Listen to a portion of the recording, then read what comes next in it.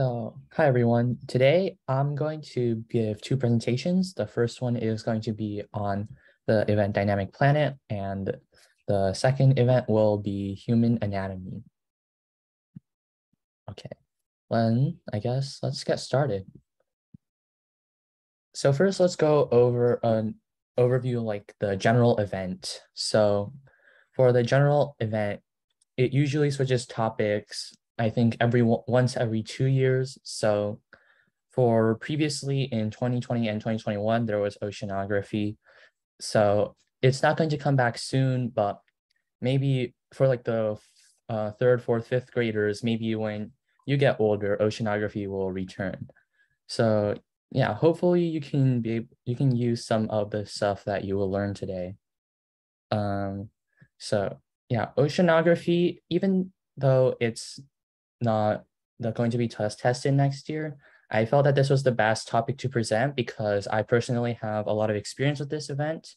And Samuel is the other instructor who presented on Tuesday.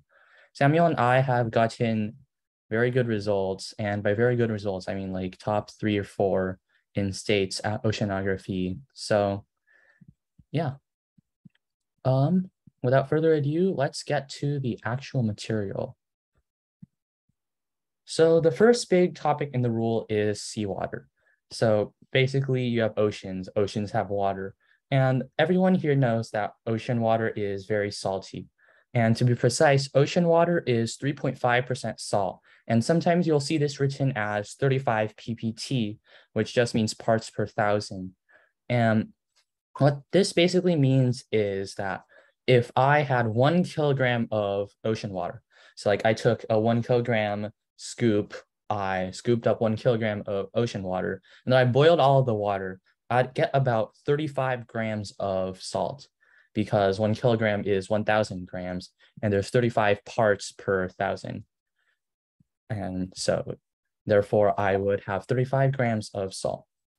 I have a question. Isn't the Dead Sea like 37% salt?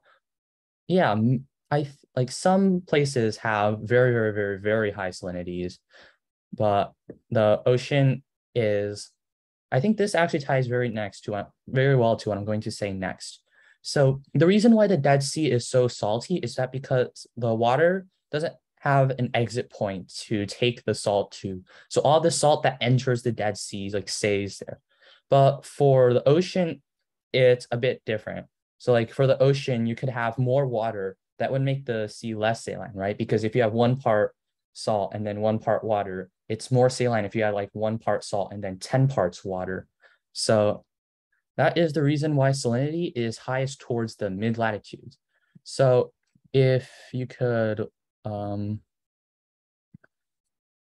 look at the diagram of the globe on the bottom right, around maybe like 30 to 60 degrees would be, about 30 to 60 degrees would be the highest salinity because towards the equator, there's too much rain, and towards the poles, there's too little evaporation. So either way, that means there's going to be more water that's inside the ocean at the latitudes. And so, yeah, that kind of clears up the common misconception that the ocean is evenly salty everywhere, which isn't true. How did you make the bullet points fish and dolphins? It's called having a good slide template. Next. So the next topic is about heat. And I have a lot of fancy terms like sensible heat capacity and latent heat of fusion, latent heat of vaporization. Basically, what this actually just means is that water is really hard to heat up. So if you look at the chart on the right, we have some common materials and their specific heat. So like if any of you have been exposed to copper or no copper, you know that if you took copper and you put it into the sun, then the copper would get really hot. So that's would mean that copper is really easy to heat up. So copper only has a specific heat capacity of 387, but like for water, it's about 4,000. So that means water is very hard to heat up. And you can partially think the fact that water is very hard to heat up to why we're alive, because like if water was easy to heat up, if it was as easy to heat up as copper, then maybe on a hot summer's day like this one, we'd all evaporate. So that clearly is suboptimal. So yeah, that is basically how water responds to heat. If we're tying it back to salinity, then the salt actually makes it even harder to heat up water. So that would mean ocean water is especially hard to heat up. And that's why like in the summer, swimming is such a popular activity, because water heats up slower than the land around it. And so like if you take a dip at the pool, then you feel really cool and all of that. Next, I will introduce a few zones of the ocean. So on the left is what is known as the thermocline. So basically what the thermocline is a region of water that's kind of around 500 to 1,000 meters deep, as you see over here. So it's this region of water where suddenly the temperature drops from moderately warm, like 24 to 20 Celsius. And then the span of 500 feet, it drops down to near freezing, like 4, 5, 6 degrees Celsius. And the reason for this is because ocean water is heated up by the sun at its surface. So the sun bombards the ocean with lots of light, and that heats the water towards the surface up. But then towards the bottom, around 500 to 1,000 meters, this is the area of water where sunlight is harder to penetrate. So the light kind of isn't able to heat up the water as effectively down to maybe 1 kilometer deep. And from 1 kilometer all the way to the ocean floor, the heat of the ocean just is very low. It's very cold down there. So that explains the thermocline. Now moving on to other divisions in the ocean.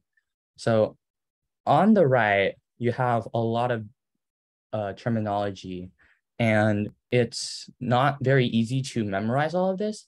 So you should probably, if you're considering doing this event, definitely bring like a cheat sheet or something with this diagram on it and put it into your binder. But basically over here where it says epipelagic, mesopelagic, bathypelagic, et cetera, this basically are just 5 main zones. You'll also know that the epipelagic zone is called the photic zone. And in this zone, there's a lot of sunlight.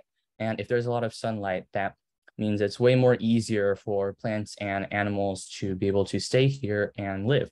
So that's why a lot of ocean life is within 200 meters of the surface.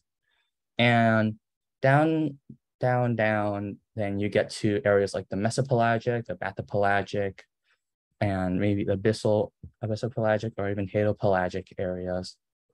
And I guess another key feature that you actually see in this diagram is not particularly a zone of the ocean, but it's something known as the continental shelf, which some of you may have, learned.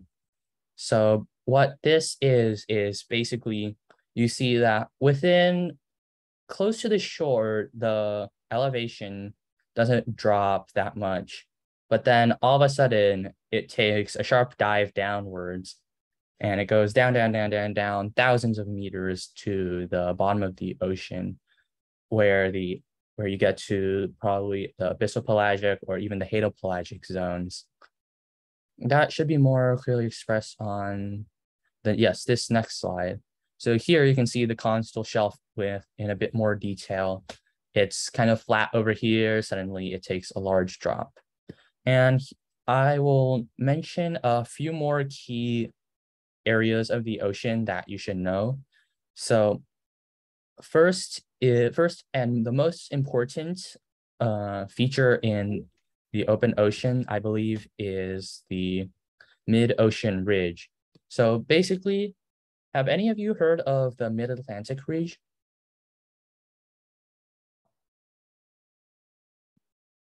getting a lot of yeses. So the Mid-Atlantic Ridge is the most famous example of a mid-ocean ridge. So yes, it goes from all the way from Iceland down almost to Antarctica. So basically it splits the Atlantic Ocean in half. And some of you might also know the Mid-Atlantic Ridge as the longest ocean ridge in the world, the longest mountain range in the world. Sorry about that. And that kind of is true. So basically what a mid-ocean ridge is basically a long chain of mountains, and it kind of traverses the middle of the ocean. And I think I'll explain this in a future slide, but this is where most of what determines the ocean size works. These are the areas where rocks are being thrust up from the interior of the earth up towards the surface. And most of the rock resurfaces at the mid-ocean ridge. Besides this, there are also some individual landforms like the seamount, which is kind of just a mountain in the middle of the ocean. There's not much more that makes it very interesting. I don't think it necessarily has to protrude the surface, but sometimes it will. This other feature is down here is called a guyot. And basically a guyot is about the same thing as a seamount, except its top is kind of sliced off. It's completely flat. And you can see more different things here, like the continental slope, the abyssal plain, which sometimes is tested, and an ocean trench, which goes really far deep. Some of you might know the deepest point in the world is the Mariana Trench, which just so happens to be one ocean trench. Most of these is created by tectonic plates, right? Yes. Well, tectonics and geology as a whole play a large part in ocean. And so I feel like this material, well, even though it may not come back very quick, and it may not come back for a few years, but this material can also be very useful for some other events. So as a general science Olympiad tip, you can always take events that you like, but if there's like a specific topic that you really want to do a lot of events in, then you should do kind of similar topics. So when you study, you may be studying for information that is on both events, or maybe even 3 events all at once. So that is a tip for you. I have a question. How do trenches form? So trenches, I believe, are areas where like rocks are kind of moving apart. And so they leave this like wide gaping hole in the middle of the ocean, very narrow, but it's very deep. So it's kind of like an underwater canyon, but like way more intense. Moving on to tectonics. So I will basically just add on what I was talking about previously. Actually, I will also mention about tectonic plates and how they kind of interact along the shoreline. So there are 2 types of crust on Earth, oceanic and continental. So oceanic crust is very dense. It has a lot of water on it, so it's kind of packed very tightly. Continental crust, we can't really say the same. It's very light. It's not very dense. So what happens when an oceanic plate is forced into a continental plate? What happens most of the time is that the oceanic plate will go under, and this process is called subduction, and you should definitely know this term. But basically, the ocean crust will move under, subduct, and when this crust hits the mantle, a very hot region at the very bottom, then all this rock will melt, and then that's why you have some volcanic arcs. Like, how many of you know the Ring of Fire? I have a question. Earth, does this make an earthquake or is that something else? I think earthquakes are a different process. Yes. So a lot of people know about the Ring of Fire. So basically this is kind of why the Ring of Fire forms. Like there's ocean crust that's constantly subducting. And I live in the Bay Area, so this problem means that miles underneath my feet, there's probably like ocean rock that's being melted, which is a bit strange when you think about it, but it's cool to know that it's happening. And to move to the middle of the sea, I'll dive a bit more into, no pun intended, mid-ocean ridges. So for mid-ocean ridges, basically the rock will kind of kind of like just surface, and then when it's at the surface, it will just cool really rapidly. So, and as a result, because there's so much rock that's constantly being forced up, that will force the rock that's already there to move sideways. And this is the process known as seafloor spreading. So seafloor spreading basically moves the coastlines further apart. And does anyone know whether the Atlantic Ocean is currently growing or shrinking?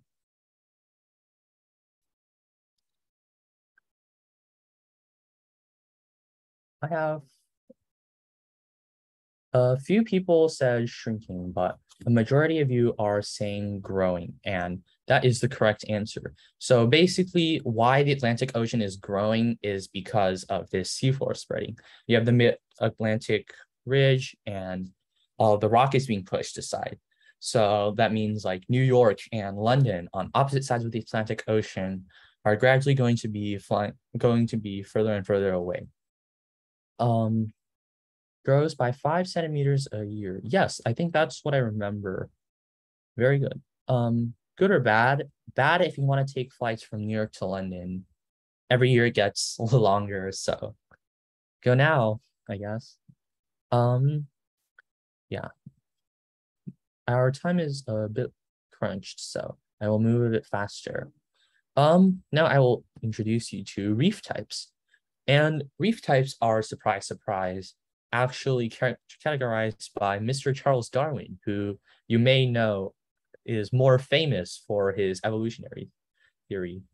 Um, so what Charles Darwin proposed and what we now know is correct is how reefs form. So first, look at the diagram to the left.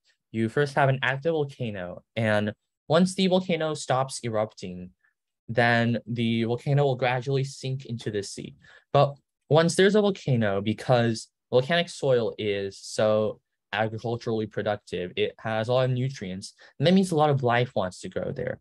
So then you'll get a fringing reef around the shores, which is shown in diagram 2. And fringing reefs basically are just off the shore. There's a lot of productive life there, and yeah. So around the third diagram, once the volcano sinks a bit more, then we get to form barrier reefs. So how many of you know the Great Barrier Reef? I'm assuming that's a lot of you. I am being flooded with yeses. That's good. Well, guess what? The Great Barrier Reef is a barrier reef. So basically, barrier reefs are pretty effective actually at blocking things like very strong waves, because suddenly you have an anomaly in the kind of the bottom of the ocean floor. So that kind of surprises waves and calms them down. I'm so surprised. Yes, I am too.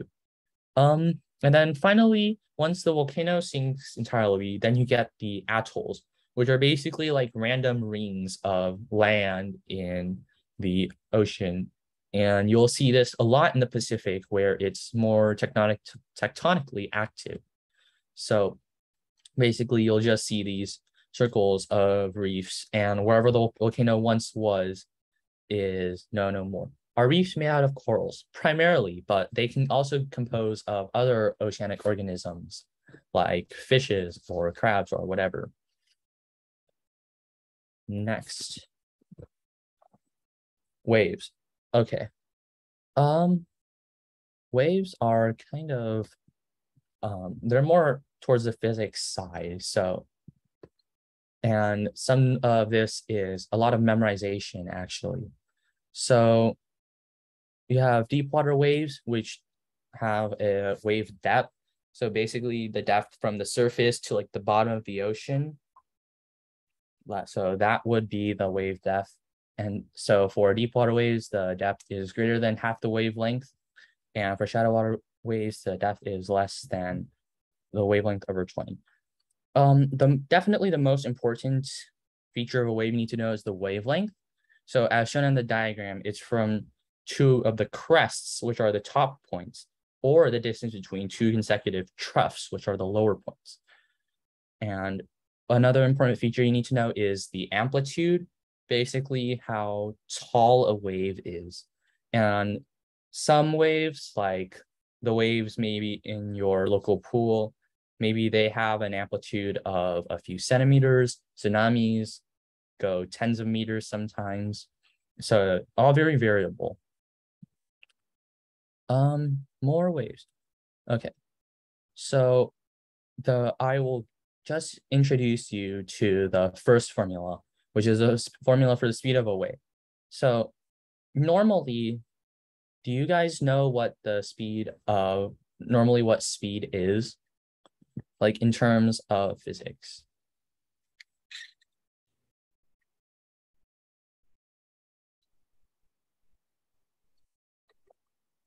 Yes, distance over time is correct. So basically, this is the exact same formula, except for this time we have the distance equals the wavelength, and the time is basically how many wavelengths there are in like 1 second or something. You ever got relative to what? Okay, you're good at physics then. So basically, the formula for speed is its wavelength times its frequency, and its frequency is the inverse of time, which is 1/time. So this is definitely the one formula that you need to know very well. V equals lambda. This is lambda, by the way. It stands for wavelength. V equals lambda F. This formula over here, V equals square root GD, is not too important. It's only showed up of like once or twice, as far as I remember. So movements of water molecules in the open ocean. So actually, water molecules aren't moved by waves, and that's a common misconception some people have. It's that waves move water, and that's not true, because if waves moved water, then we'd have more water towards the coastlines and not a lot of water in the open ocean, which we know is not true. Instead, what happens is that water moves in a kind of a circular pattern. So like if you have a wave, then if you have a wave, then the water molecule rises at first, and then it drops, and then it comes back to its original position. So then it's that way, kind of like the balance is kept. Then you don't have like too much water somewhere, but not enough water somewhere else. Wave associated phenomena. Okay, for the sake of time, I will only lightly touch over these. So they are the fetch. Basically, the fetch is where the wind blows and forms waves. So this is basically the area where there is a wave, where waves can form. Besides the fetch, there is also the swell, which are a series of gravity waves which travel. So on the bottom shows a bunch of waves, just line by line, they're coming towards us. That would be a swell. And finally, a surf, which is more commonly known as by the sport. Basically, the surf is the area where the wave breaks. And in surfing, you take your surfboard and then you ride on the surf of the wave. So that's where the name of the sport comes from. So yeah, that is very interesting. Waves breaking. So basically, all you should know for this section is that the way waves kind of break, which is like where there's like the foamy part, it starts foaming up and then it crashes to the shore. That's a wave breaking. So spilling breakers are on a very horizontal beach slope, like it's very horizontal. So then there's not much that just happens to the wave. It kind of just gets compressed and then it kind of retains its original position. Then for steep beaches, you have what's known as plunging breakers. And for very steep beaches, you have what is known as surging breakers. So basically all you need to know is steeper the slope, the more the wave crashes. Another fun fact really is that the US West Coast has larger waves in the east. This is because the wind in the west blows from west to east. So the waves coming from the west will be stronger and the waves coming from the east will be weaker. Coastal currents. So how many of you have heard of riptides or rip currents? Yes, and they tell you don't swim against the rip current, right? I won't keep it too soon. Okay, for the sake of time, I'll start speeding through this. A longshore current basically just hits the shore at an angle. So if like this is the shoreline, I'll actually annotate. I won't draw. If we have a shoreline here, I'm sorry this is a really bad color, but I'll change it to a better color. Normally water comes in like this, but for longshore currents, they come in more like this, like almost parallel to the beach. And this causes sand from like maybe here to move down here. So that's basically how longshore currents work. For riptides, they move outwards.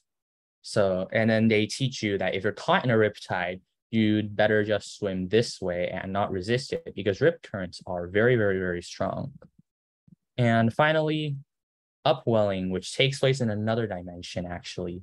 So if this is the ocean surface, this is the ocean floor, and then here is the coast. Then upwelling basically is when water from down deep is reflected back to the surface.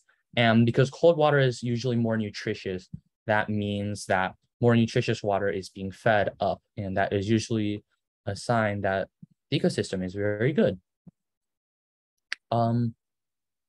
Ocean circulation. So basically they are driven by what is known as the Coriolis effect. I'm not quite sure if Samuel touched on this in his meteorology presentation, but I'll quickly go over it. So basically the earth spins, right? So when the earth is spinning, all the water molecules, because of Newton's first law, they want to stay in place. So what they'll actually do is travel in the opposite direction as the earth spins. So water in the equator travels from east to west because the earth spins from west to east. But when they hit a continent in the northern hemisphere, the water will be deflected upwards. In the southern hemisphere, the water will be deflected downwards. And then eventually they'll be forced to travel. They're pushed by all the other molecules. So then they'll form these rotating circles called gyres. And down here, I've shown the 5 main gyres: North Pacific, South Pacific, North Atlantic, South Atlantic, and Indian. And one common concept that is tested is Western intensification. So basically on the Western side, because the current is being, the current is being pushed very strong. Currents on the West usually are stronger. They travel more fast and they're more narrow because they're squeezed. So that is Western intensification. Otherwise, other than the Coriolis effect, their heat and density come into play. There's something known as thermohaline circulation, which I'm not going to go into, but basically those are currents from the deep ocean. Tides. Tides cycle every 24 hours and 50 minutes. They're caused by the moon, which a lot of you know, but also actually the sun. So I'll quickly explain 3 types of tides. There's diurnal, which have 1 high tide and 1 low tide every approximately 24 hours. There's semi-diurnal, which have 2 high tides and 2 low tides every 24 hours. And mixed tides, which have 1 very high tide, 1 kind of high tide, 1 kind of low tide, and 1 very low tide. And These actually do not happen in cycles of 24 hours. That's why I said approximately. They happen in a cycle of 24 hours and 50 minutes. So every 24 hours and 50 minutes, then if you have a diurnal, you'll have, if there's a low tide and you're in a diurnal place, then the next low tide is in 24 hours and 50 minutes. If you're in like a semi-diurnal place and you have a high tide, the next high tide is in 12 hours and 25 minutes. There's also this concept of spring tides and neap tides, which I don't think I have the time to cover, but spring tides are basically when the sun and moon are aligned. Stronger tides in this period, sun and moon are not aligned or orthogonal, or they can kind of cancel each other out, would be neap tides, which lead to weaker tides. Final slide, El Nino. So El Nino is a very commonly tested topic. You'll need to know the effects of El Nino, which I haven't put up here.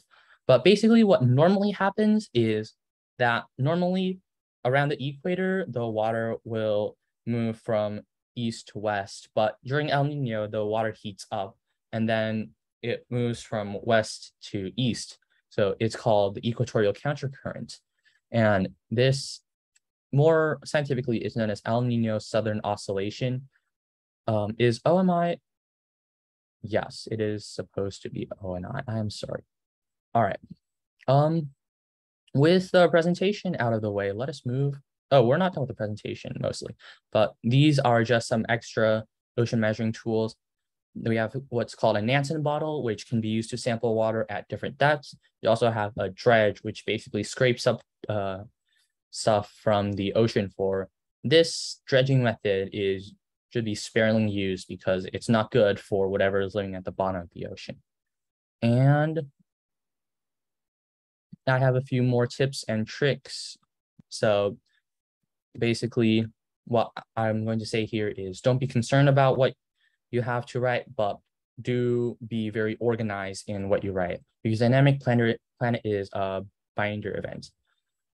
Question, is there such thing as a La Nina? Yes.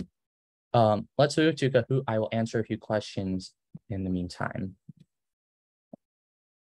Can you just post the link? Why is it called El Nino? In Spanish, it is the boy. All right. I am not very familiar with the link.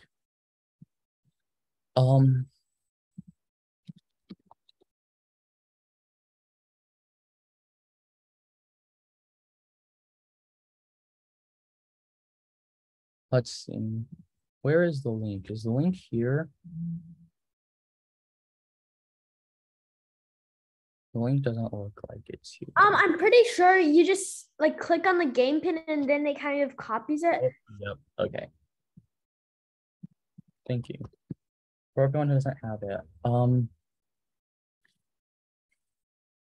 let's see.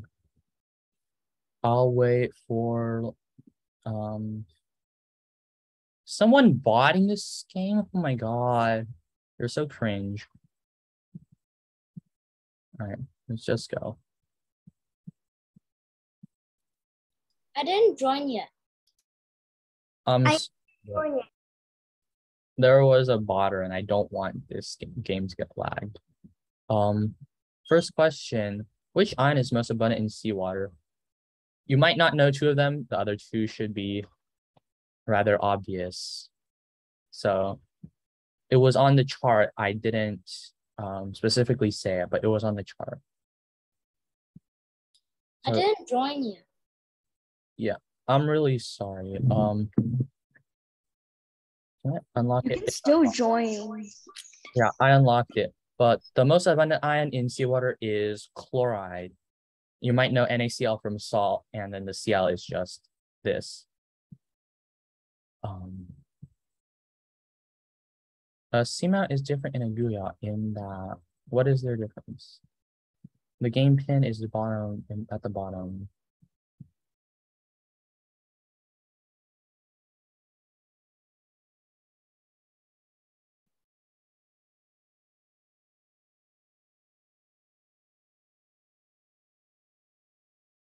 All right, Guyots are seamounts with a flat top, correct. Good job. To everyone who got that. Okay, this is a bit of a longer calculation question, but remember the wave formulas, especially for speed.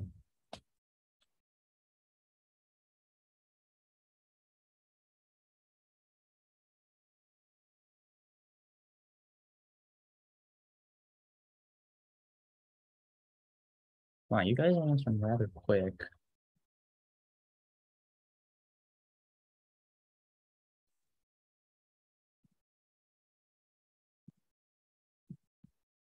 I thought this was science. This is science trust. Science is very heavily dependent on math, though. I don't think you'll be able to take science without encountering math at least somewhere. Looks like most of the people have answered. Okay, the correct answer is, I'm actually not sure if I entered this answer correctly, but basically how you would do this is you have 750 kilometers, you have 1 crest per hour. Basically, if you multiply these together, you can get the speed of just 750 kilometers per hour. And so basically you just divide 750 by you divide 10,000 by 750. Hopefully I calculated it correctly. Next question. I know we're encroaching on our break. I'm very sorry. Here's a map for reference. So the Kuroshio current is here. The Canary current is about here. The Venezuela current is about here. And the California coast is off California. So this question can be answered by Western intensification. So basically remember when I was talking about Western intensification, you have currents that are faster and more narrow towards the western coast. And so the Japan is on the western side of the Pacific Ocean, which is really hard to believe because like Japan is very far east, but it's on the western side of the Pacific coast. We're actually in California on the eastern side of the Pacific coast. So yeah, a bit of a paradoxical one, but yes. In fact, the Kuroshio current is the fastest current in the world. Next.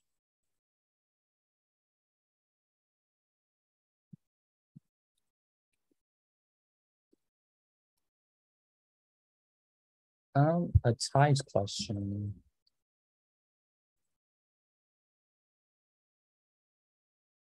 So John lives in San Francisco. It has mixed tides. If he sees a high tide at 7 a.m., the next high tide is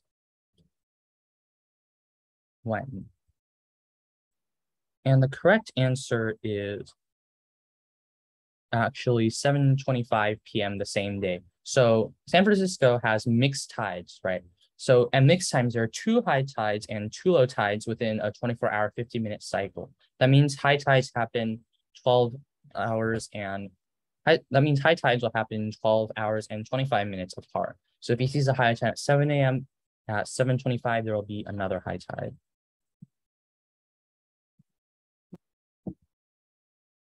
Which wave action causes a drift of sand along the coast? Okay, this one I covered very briefly, so I'm sorry if this is a bit on the difficult side.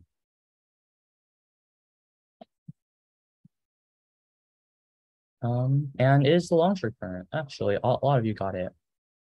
So yeah. Fetch and surf are a term for waves. The rip current probably would move sand away from the coast, if anything. Next. F is called this is a diagram. So I didn't actually mention this, so I'm really sorry. Let's see.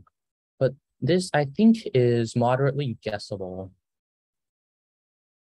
So actually, ooh, this one got a lot of people. This is called a submarine canyon. It's not an underwater ravine for the Minecraft players. And while this looks like a trench, this has one big difference from a trench, in that trenches are usually toward like parallel to the coast. So they're not like into the continental shelf. This is so unfair. Yeah, I'm really sorry. I had originally intended for Minecraft players. I'm sorry. I'd originally intended for the presentation to be a bit harder, but I decided that I wanted to make the presentation easier in the last few days, and I didn't have much time to update the Kahoot, so I'm really sorry. Taylor series, interesting one. Next, compared to diluted water, seawater has, once again, I forget to mention stuff. I might just skip this question, but okay, it looks like a lot of you got it correct. Let's quickly go through the next final few questions. I'll give you guys maybe 10 seconds or so here because we need to head to break. El Nino, that is correct. And finally, okay, this is, okay, this requires a bit of thinking.